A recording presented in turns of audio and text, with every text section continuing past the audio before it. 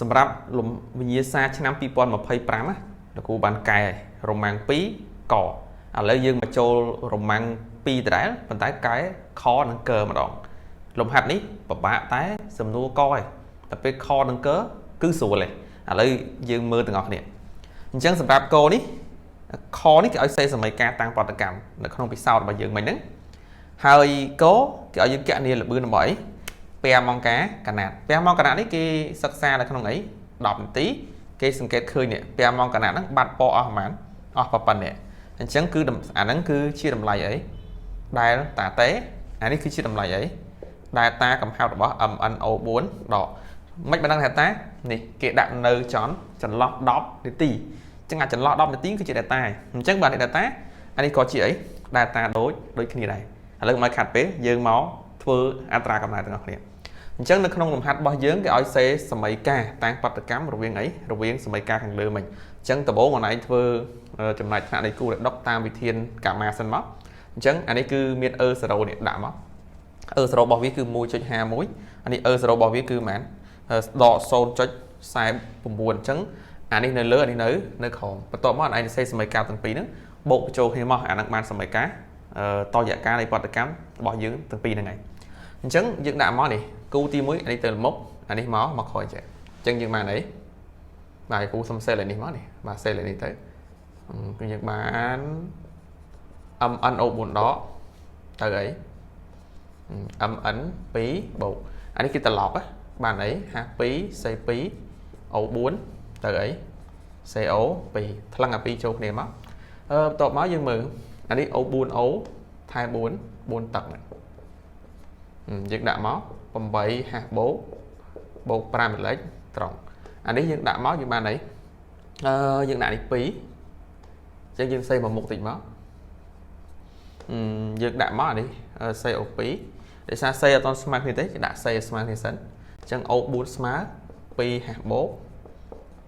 2 លេខត្រង់អញ្ចឹងលេខត្រង់សម្រួលអត់កើតទេអញ្ចឹងទៅគុណឆ្លាស់គ្នាអានេះគុណនឹង2អានេះគុណនឹង5តមកយើងឯងគុណបញ្ចូលមកយើងបានអី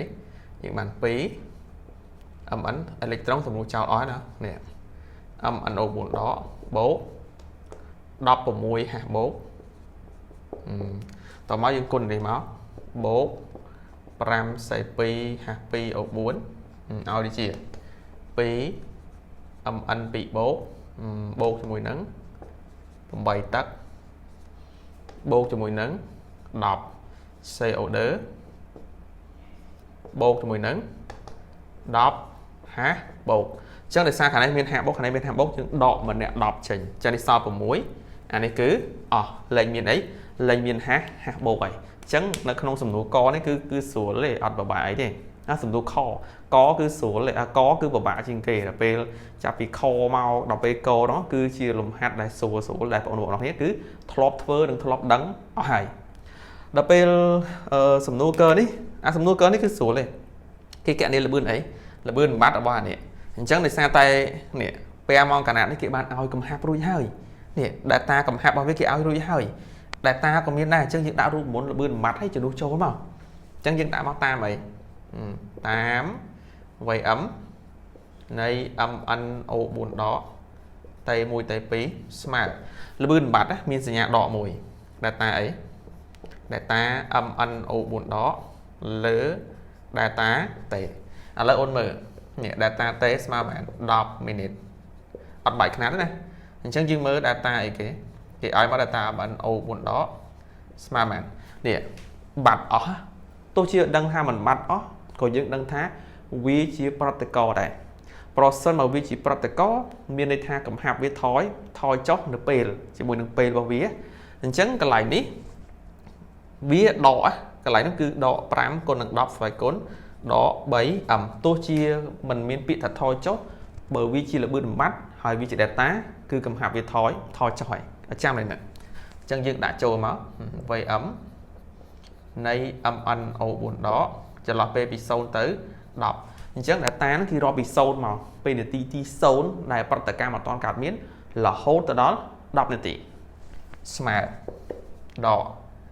កតាដក5គុណនឹង10ស្វ័យគុណដក3លើ10ដក0ដើម្បីដាក់ដក0ទៅតា ស្មើអានេះយើងដកលើកទៅលើទៅបាន5គុណ10សេគុណដក4 m ក្នុង1មីនិតនេះអញ្ចឹងសម្រាប់លំហាត់លេខ2នេះគឺមានតែប៉ុណ្្នឹងទេហើយបើឆ្ងល់អាចសួរបន្ថែមទៀតបានអរគុណច្រើន